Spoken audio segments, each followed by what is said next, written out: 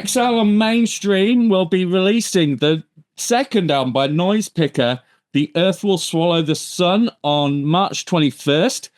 Harry Armstrong and Kieran Murphy, welcome to Devolution and Devlog. Hello. Hello. Hello. Pleasure to be here. Awesome. Right, well, first listens to this record, it seems to hark back to an era that I hold dear in my heart, which is like... Oh, you've heard it? Oh, yes. You're the first person I've spoken to who's heard it. Oh, yeah. Randy and April sent me a copy. It's fantastic. Yes, so it harks back to an era of noise rock to my ears. And this is something that I'm hearing more of at the moment, which is fabulous. You know, I went to see Jesus Lizard the other day, Ipecac putting out lots of really cool stuff. Is it an intentional move to sort of reference that era at all? I don't know if it's intentional to reference that era. It's just intentional to make music that I like. Yes. Or that we like. I mean, you know, I just wanted to get the ideas that are in my head out to do as much of it DIY and without any interference from anyone as possible. But I needed someone to play the drums, and Kieran thankfully turned around and agreed to hit things for me. Awesome. But there's no fashion or trend or anything involved. I just want to make music that I'm into, if that makes any sense. Absolutely. If I listen to it and go yeah, that's cool, that's fine. If nobody buys it, if nobody comes to the gigs, nobody gives a shit, that's also fine. I just want to do something that I can go I like that, and I'm glad I did it. You know what I mean? Absolutely. How did you approach the record, Kieran? Kind of just, I mean, the songs are pretty heavily written by Harry in the first instance anyway, so I kind of take his drunken, warbly demos that he sends me, where he's beatboxing the drums and all this sort of stuff, and translate it into real, actual drum parts. And we tend to just get in the room and smash it out, as most bands do, really. But there was no magical secret sauce to the approach of it. It was just play songs, hit the drums fucking hard. That's normally the two steps. Awesome. That's why I love you, Kieran, man. You knew exactly from the start the approach, the correct approach. One of the first, most striking things about the record is the vocals. I love the vocals on this record. I'm a big fan of people like Leonard Cohen and Tom Waits, and there's a bit of that dark country vibe in there as well. Was the vocals something that you worked on really hard? Because it sounds like it was. That's just the most kind of comfortable register for me to sing in, really. I mean, I've sung in a couple of other bands, and quite a lot of it's, and not quite that, and that's difficult for me anyway. And but yeah, just to kind of, I guess I started off doing death metal, so that kind of grit in the throat has always been there from that. And I still love death metal, and I still love clean singing, but I also love a blend and the kind of in between. I'm a huge Tom Waits fan, and that's obvious for this record, I think. But yeah, I like the kind of the inflection that some gravel can give to a voice, and not making sure everything's note perfect, and a few little wavers, and putting the humanity into it rather than auto tuning the fuck out of everything like so many people do. So yeah, I mean, I love Tom Waits. I love that kind of singer-songwriter stuff, but I wanted to take that concept and do it heavy. So just because those are my two favorite things, Motorhead and Tom Waits. Absolutely. Well, it definitely adds a layer of menace as well to the tracks. And given what I can make of the lyrical content, is there a through line lyrically on this record? Is there a kind of a vibe that you were going for? Not really. I mean, apart from just being fucking miserable, to be honest with you, it's the world's a dark and even darker place day by day, it seems. And that's my only way to deal with it is to make some music and moan about it a lot and complain. But it's also, just to look at the frailties of the human condition, really, I suppose, and how we kind of very carefully tread the line between sanity and madness. And often that line becomes blurred. And that's, the various songs. One song will be on about a relationship, another song will be on about politics, another song will be about religion. But it is that blurring between how the human race justifies itself as sane. Really. Right. No, it's amazing. Another thing that comes across really strongly with this record is that it's a DIY affair, but I mean that in the best possible way. It sounds live. It sounds really and it's got that sort of anything could happen sort of vibe to it, which is that the result of the recording process? And can you tell me about the recording process? Very probably, yeah. I mean, well, the recording process was we did talk about going to a couple of studios, and we went to one and had a look around. But I was, in the back of my head, I was kind of, let's just go into a rehearsal room, mic up some drums, and do it ourselves and see what happens. And Kieran's he knows what he's doing with the concept of recording. He studied it and helped me kind of get on the right boat with it. And I wanted to do it for myself, but I was constantly sending stuff to him. I wanted to think about this, and he'd give me his opinion, and I'd tweak and back and forth, and kind of between it, we made it. He had some great ideas about setting up ambient mics around the rehearsal room and things like that that I wouldn't have thought to do. And kind of together, we just built this thing. We hired a rehearsal room for, about 2 afternoons, basically, and did the whole thing. And that's incredible. Yeah, it cost peanuts. Yeah, perfect. Kieran, what Harry just said about miking the ambient space, is that a trick you've learned from Steve Albini? That was one of his favorite things to do, wasn't it? I mean, yeah, it's it's a trick that gets used across all sorts of recordings, really. But yeah, Albini was definitely he's an ever-present influence, isn't he? Especially Absolutely. In sort of music. But it's a trick that gets used all the time for recording drum shit. Is throw a microphone down the fucking staircase and see what that sounds like, and it ends up just being yeah. You just put a little bit of it in the song, and it kind of just gives it a little bit of spice. So I like shit like that. I like instruments that don't sound like how they're meant to sound. And again, that leans into the Tom Waits influence and stuff. Again, none of the instruments in that music sound like what they sound like in the room. They sound otherworldly and distorted and messed up. So yeah, it's leaning into that, really. Absolutely. Yeah, we call it ear candy.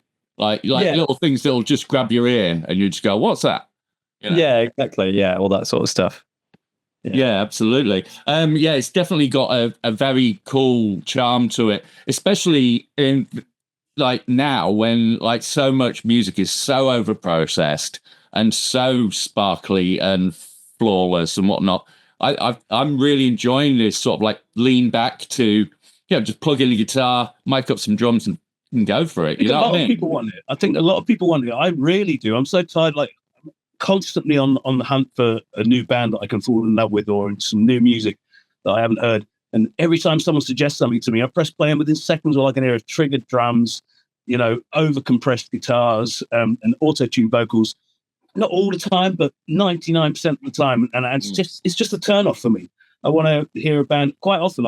Why do you listen to a band's record that I've been suggested? I'll try and see them live, because that way you kind of avoid that fakeness. Yeah. But then often you're disappointed by the record because it is overproduced. I want to hear the sound of a band in a room. I don't want to hear this overproduced, overcompressed, just boring music. Absolutely. Humans fail. Humans make mistakes, and I want to hear those mistakes in my music. Absolutely. I couldn't agree more. It's I go back to the Jesus Lizard thing, seeing them the other day, and it literally felt dangerous. And I haven't felt that way at a gig for a long, long time. Where pretty much anything could happen right now. There's no backing tapes, there's no fuck all. There's just 4 very angry people on stage, And that's what I miss. Yeah, same here. I've been at gigs where the band have had to cut the set short because the computer's failing and stuff. What the fuck's that? I want to be at a gig where, like you say, you don't know what's going to happen next, and it's not going to be a carbon copy of the album or whatever. It's a live event. It's its own animal, and you should be wary of it. Absolutely. That's what you pay your money for, a show. Absolutely. So, is there any plans to take Noisepicker on the road this year? Is there live shows coming up? I'm trying to sort some stuff out. Yeah, it's so tricky these days to try and get on the bill with stuff because people book like regularly touring bands are already booked up for 2026, and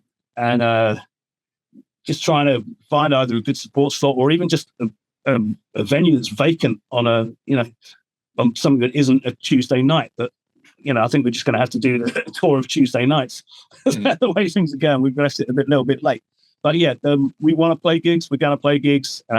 It's just need to confirm a few things and get some people to reply to emails. But yeah, it'll happen. Yeah, well, that's great. And obviously, with you playing a lot of the instruments on this record, so you'll have to hire in. What would it be? A bass player, a guitarist? Well, in the past, we've done it with just the two of us, and I've just had two guitar amps and a bass amp set up and split my guitar through various. Oh yeah, cables. It takes longer to set up than it does to play the fucking gig. To be honest with you. But yeah, it's. I think ideally I would. I've got some friends who would probably do it, and I would probably ask them to do it. But I don't think we're at.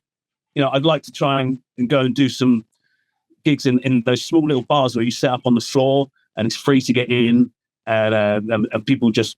The local scene just turn up and check it out, knowing nothing about the band. I want to do a few little gigs like that where it just gets sweaty and messy. And if it doesn't sound like the album, it doesn't sound like the album. It's just a take on what me and Kieran can do with it in that particular environment. And then see where it goes from there. Because, we're not the kind of band who are going to be, playing Glastonbury anytime soon or anything. So, I just want to go and play some cool scene, the underground gigs, the ones that where, if we get enough, if we sell enough t-shirts to put some petrol in the van to get us home, then success.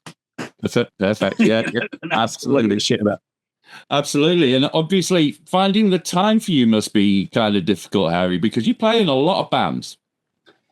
I like making music with my friends and I have difficulty saying no to people. Yeah. But it's there's always time. You have to make time. There's the most annoying thing about trying to book gigs for Noisepicker lately has been every time something has come up that we can do, it clashes with an Orange Goblin gig or a Blind River gig. It's a little bit annoying, but also it's not because I love doing those bands as well. It's just that this is my thing, so I kind of love this a tiny bit more. Yeah, it's your baby. Yeah. So it's I'm hoping at some point the planets will align and we can get out there and do some stuff, but it's definitely going to happen. There's stuff on the cards. Just keep having to cancel stuff and rebook stuff. And Kieran, it'll happen. Kieran, do you play in any other bands at all? Yeah. So I play for a singer called Paige Kennedy, who's like a kind of queer old pop artist, and then I play bass and sing in my own band, which is called Cold Comforts, which is kind of my equivalent of Noisepicker, of what Noisepicker is to Harry, really. So, it's a nice mix of stuff. Awesome. Well, there's a lot of creativity, obviously, bouncing off the walls. So getting back to the other band, I wanted to get through this interview and not mention Orange Goblin, but it's unavoidable. It's been in the press. I've got to ask. Orange Goblin's just announced that this is a farewell tour. Is there anything you can tell us about that, Harry? Just while I've got you. Well, I only found out about it recently myself. Oh, right. I think it was on the cards, though, and I think it's the right decision. Those guys have been slogging their asses off for a long time and working really hard. And I think it's just a good time for them to call it a day. And I've just enjoyed being a part of the last couple of years of it. Whether or not they changed their minds, I don't know. I wasn't involved in the initial conversation, to be honest with you. It's just they let me know that they were making that decision. And I was kind of like, I can see why. After playing with them for 4 years and being their friends for 30 years, I can understand why they're making that decision. And why it's a shame, because I'm a fan of the band myself. Why it's a shame, I'll have more time to do this. Absolutely. And they're going out on a high if they're going out, because that last record is insane. Yeah, that's like a lot of people have said to me. They're amazed that they feel that was one of their strongest records, which is something I'm stoked to have been involved with. There's a couple of riffs on there that came from me, so that's all good.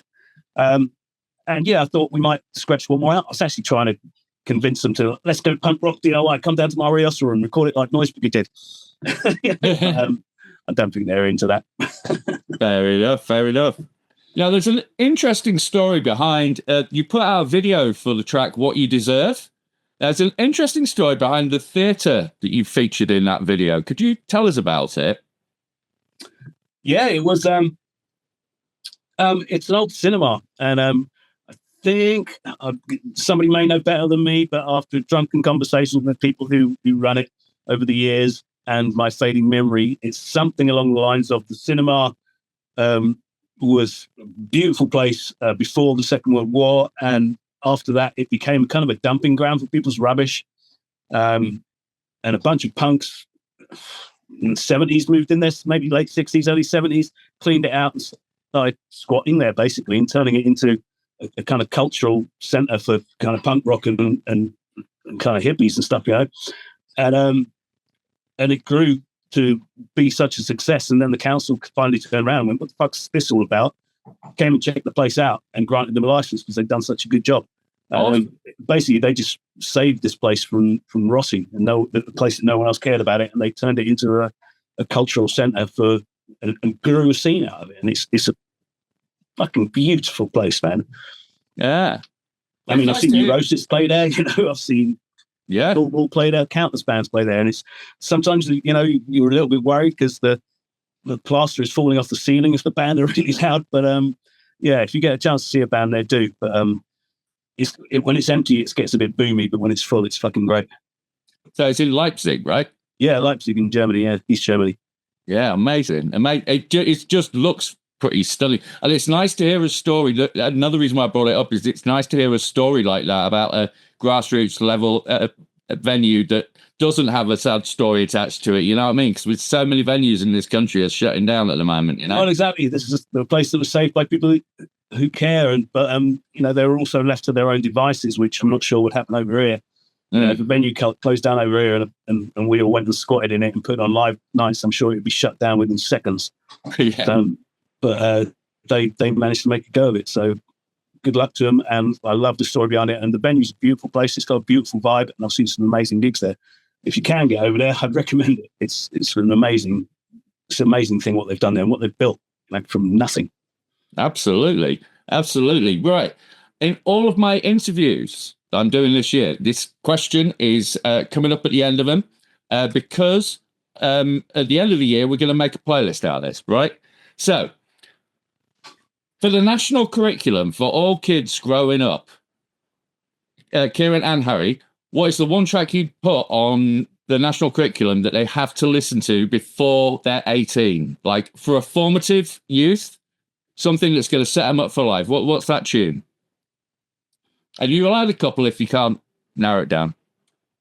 One that springs to mind is Starless by King Crimson. Lovely. For me. Kieran? I don't know. I Feel Good by James Brown. Wow, great call. Great call. We've had all kinds of answers to this question. I had a black metal band say Adele the other day. It was incredible. Bloody hell. Well, Dave Lombardo from Slayer said Slayer. Like he would. Good on him. Oh, yeah, I should have said Noisepicker. Bollocks. No. I've hassled a lot of my friends to listen to Starless by King Crimson when they were like, oh no, that's that shit. But it's got the greatest build-up of all time in it. And it takes a while, but if you can spare 10, 15 minutes of your life and find a live version of that. And oh God, I saw a live version of it on YouTube once, and some twat had monetized his channel and it went into an advert right in the middle of it. It was fucking livid. But yeah, that's my choice for today. Tomorrow will be something else. Love it. And I love Kieran. I love your one as well because no one's mentioned James Brown yet. And I often say, no James Brown, no hip hop, no funk, no nothing. No funk, no hip hop. Like King of Soul and King of Funk and like the grooves, the horn playing, the attitude, the performances, like all of it. Yeah. Can't go wrong. But you know, like great artist. Yeah, absolutely. So I look forward to seeing you in some sweaty club somewhere. If you get on the road, I'll let you know. I'll be down with my camera. I look forward to that. Well, thanks for talking to me today, and congratulations on the record. It's a great listen. It really is great. Thank you very much, man. Glad you enjoy it, and thanks for helping us spread the words as you always do. Cheers, buddy.